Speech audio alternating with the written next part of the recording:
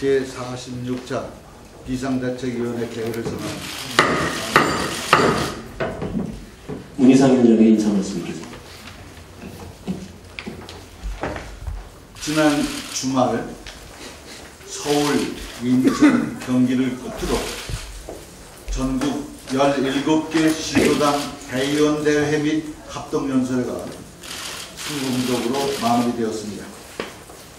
민주당의 혁신과 새로운 승리를 이끌 17분의 시도당 위원장께서 선거로 선출되셨습니다. 당 대표 및 최고위원 후보자 10분이 보여준 치열한 경쟁은 민주당이 살아있다는 증거를 보여주었습니다. 이제 5월 4일이면 민주당 혁신의 꽃을 피울 새 지도부가 완성됩니다. 남은 일주일 비상대책위원회는 5.4 전당대회가 당원들에게는 희망을, 국민들에게는 신뢰를 드릴 수 있도록 모든 노력을 다할 것을 다짐합니다. 주말 사이 개성공단을 둘러싼 남북 간 신경전이 최고조에 달했습니다. 다시 한번 분명히 밝히지만 개성공단 완전 폐쇄는 남북 간 모두에게 돌이킬 수 없는 민족적 재앙이 될 것입니다. 이와 관련해서는 비대위원회 회의가 바로 끝난 직후에 특별 기자회견을 가질 예정입니다.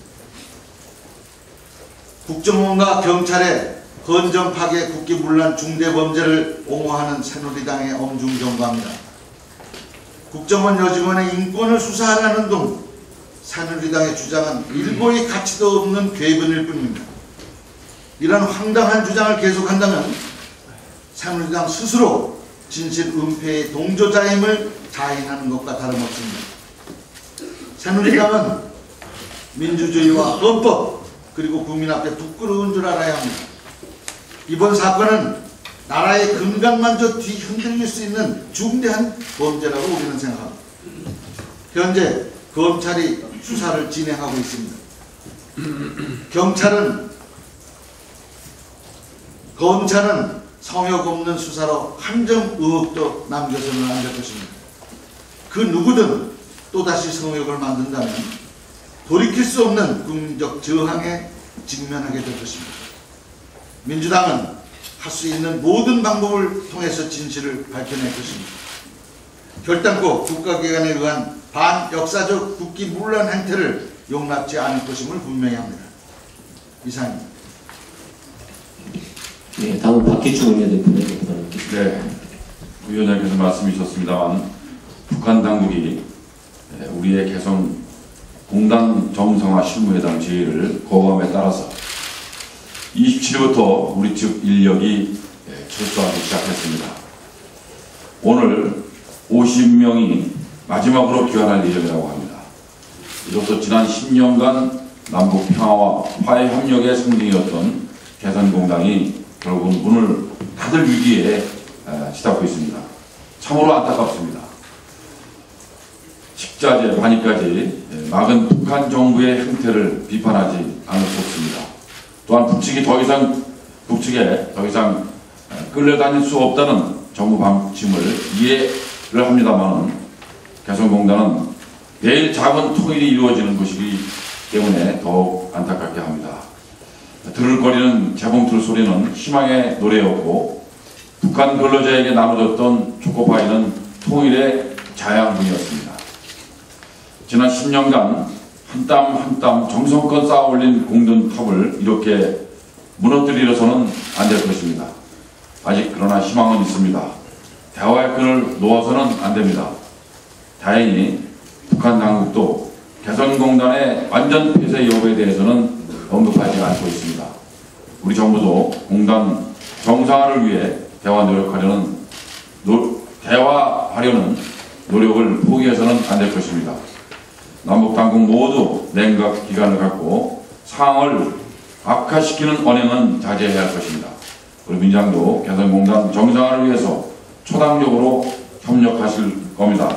위원장께서는 비대위가 끝나게 되면은 간담회를 통해서 당의 입장을 보다 더 구체적으로 밝히실 예정이라는 말씀을 드립니다.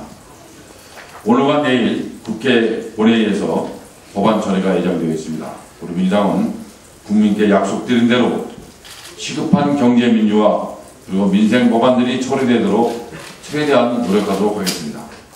어떤 일이 있어도 이번 이틀간 본회의에서는 여야가 합의된 대선 공통 공약과 그리고 4일 부동산 대책 관련 법안 등 약 140여 건의 법안이 처리될 예정으로 준비하고 있습니다. 미처리된 대선 공통 공약 관련 법안들은 늦어도 6월 국회에서는 통과될 수 있도록 속도를 내겠습니다. 추경은 회기 연장을 해서라도 이번 국회에서 처리할 예정입니다. 그러나 많은 공약들이 구태하거나 미뤄지고 있는 것은 참으로 유감이 아닐 수 없습니다. 대체 휴무제와 정년 연장 등 시대적 요구이자 여야가 함께 약속한 동방 성장과 관련된 사안이 그렇습니다. 국민에게 초석같이 한 약속을 지켜야 하며 우리 경제가 활력을 되찾기 위해서도 필요하다고 저희는 생각합니다. 우리 민주당은 그래서 국민과의 약속을 지켜서 국민적 신뢰를 회복해 나갈 것입니다. 이상입니다. 네, 다음 서른 비상대 측원을 나누겠습니다. 개성공단은 남북 평화의 안전판 역할을 해왔습니다. 원래 개성공단의 그 지역은 북한 군부대가 있던 자리입니다. 거기에 공단이 들었었고 남북이 평화적으로 운영하면서 남북 쌍방의 이익을 추구하는 장소로 변했습니다. 근데 그것이 다시 군부대가 들어가게 한다면은 이건 남북 관계에서 전략적으로 대실패가 될 것입니다. 박근혜 대통령이 강하게 북쪽에 부딪히면은 잘하는 걸로 착각할 수 있는데 강하게 부딪힌다고 해서 잘하는 것이 절대 아닙니다. 북쪽을 상대해서 이기는 방법은 유연하게 가는 방법이 훨씬 이길 가능성이 많다는 사실을 다시 한번 깨달아야 합니다. 박근혜 대통령은 개성공단에 다시 군부대가 들어서게 하는 위선을 만들어서는 안 됩니다. 좀 더 지혜롭게 상황을 보고 참으면서 남북관계를 이끌어가는 것이 훨씬 현명하다는 사실을 이해했으면 좋겠습니다. 이상입니다. 네, 다음은 문병호 비상대 측원을 드리겠습니다. 예, 문병호 의원입니다. 검찰의 국정원 대선 개입 사건 수사가 속도를 내고 있는 것 같습니다. 일단은 검찰의 수사 의지를 긍정적으로 평가하고 싶습니다. 어찌 보면 사실 국정원 여성 요원은 억울한 피해자일 수 있습니다.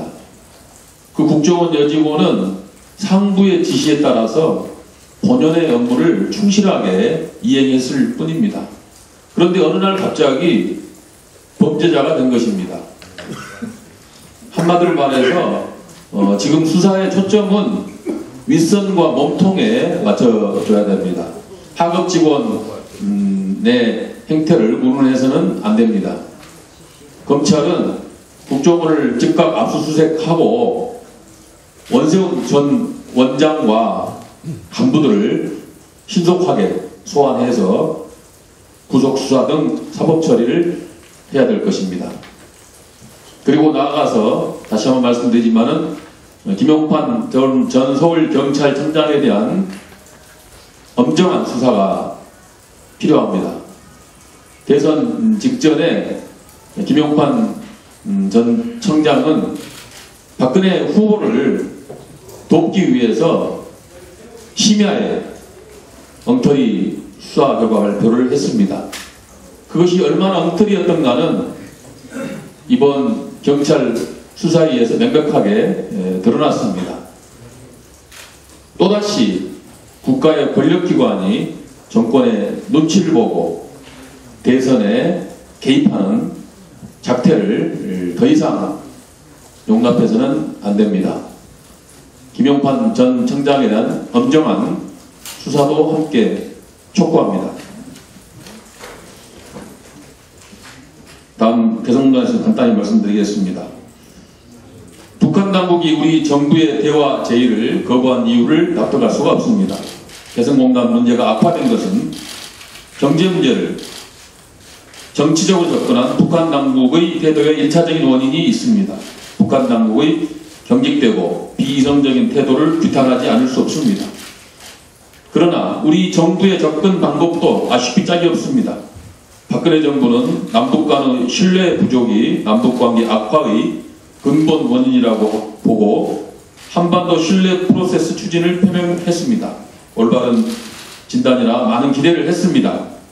그러나 이번 3차 북핵 위기나 개성공단 문제에 대한 박근혜 정부의 접근 방법을 보면은 이명박 정부와 별반 다르지 않습니다. 북한이 먼저 변해야 한다는 관점에서 벗어나지 못하고 있습니다. 그러다 보니 기본적으로 믿음이 없고 소극적입니다. 실효성 있는 대책을 내놓지도 못하고 있습니다. 우리는 북핵 문제나 도발 위협에는 단호한 입장을 취해야 하지만 정치 안보 문제가 아닌 인도력 지원과 경제 협력은 일관성 있게 대화를 추진해야 합니다. 그래야 한편으로 대립하면서도 한편으로는 신뢰를 구축할 수 있습니다. 북한 당국이 대화의 장으로 나올 수 있도록 우리 정부가 인내심을 가지고 더 노력해 주시기 바랍니다. 북한 당국도 개성공단을 비롯한 한반도 문제를 더 악화시키지 말고 대화의 장으로 나올 것을 촉구합니다. 이상입니다. 예, 다음 박봉규 교수님의 질문을 받겠습니다. 예, 설마 있던 일들이 눈앞에 닥치고 있습니다. 개성공단 개시 10년 만에 최악의 사태를 맞이하게 됐습니다. 개성공단만큼은 절대 건드리면 안 된다는 정경분리의 대원칙이 너무도 쉽게 산산조각 나버렸습니다.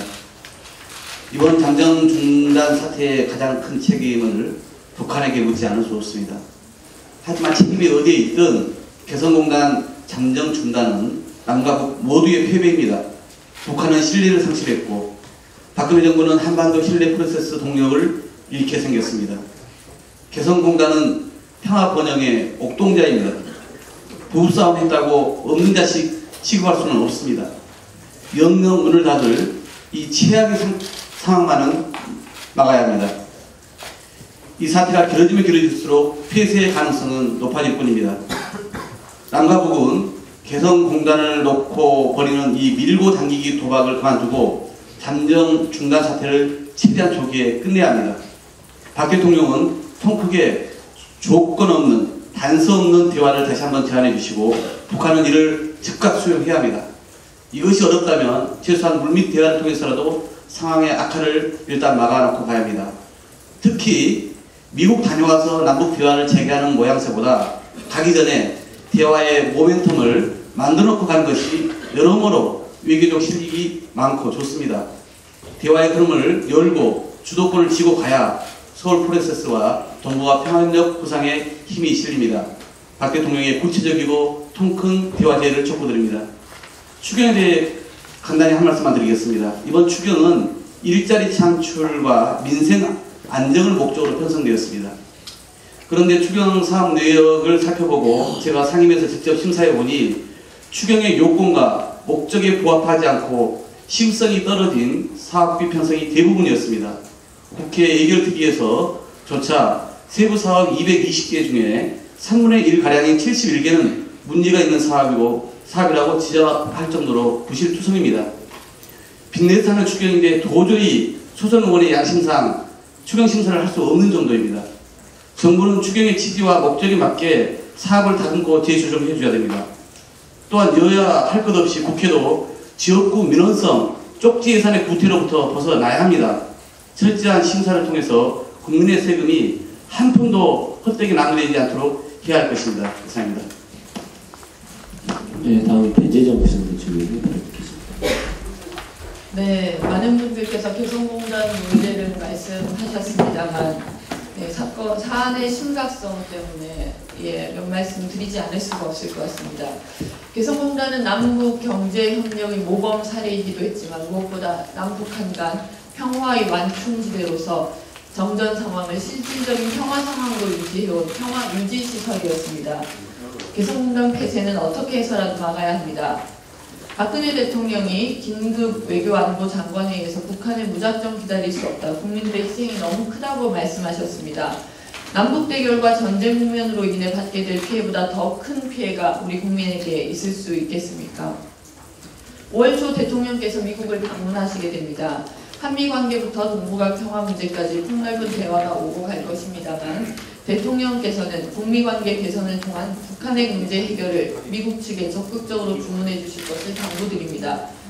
북한이 지금 핵을 무기로 심각한 위협을 가하고 있는 것은 결국 북미 관계 개선을 통해 살 길을 찾고자 하는 것일 것입니다. 필요하다면 북미 간 대화도 주선하고 남한도 북한과 대화하고 협력할 수 있다는 의지를 보여주시기 바랍니다. 지금은 분명히 심각한 위기 상황입니다.